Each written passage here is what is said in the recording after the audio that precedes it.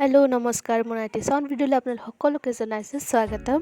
আৰু ৰাতিপুৱা এয়া খাইছোঁ অ'টছ আৰু আজি বহু দিনৰ পৰা ভাবি আছিলোঁ খাম চজিনা।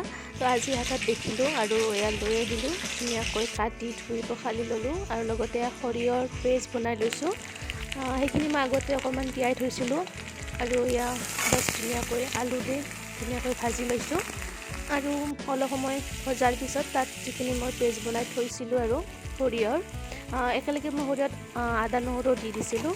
তো সেইখিনি ইয়াত ধুনীয়াকৈ দি দিছোঁ আৰু অকণমান সময় ভাজিছোঁ, তাৰপিছত পানী দিছোঁ। আপোনালোকে যদি মোৰ ভিডিঅ'বোৰ চাই আছে তেতিয়াহ'লে এটা লাইক কৰিব, শ্বেয়াৰ কৰিব, লগতে মোৰ চেনেলটো ছাবস্ক্ৰাইব কৰিবলৈ একেবাৰে নাপাহৰিব। আৰু এয়া মোৰ হৈ গ'ল তৰকাৰী আৰু মাছো আছিল আজি, তো সৰিয়হৰে মাছ বনালোঁ আৰু এয়া ভাত, চজিনাৰ চব্জি আৰু আলু আৰু সৰিয়হ দি মাছ। বাছ আজিলৈ এইখিনিয়ে, বাই।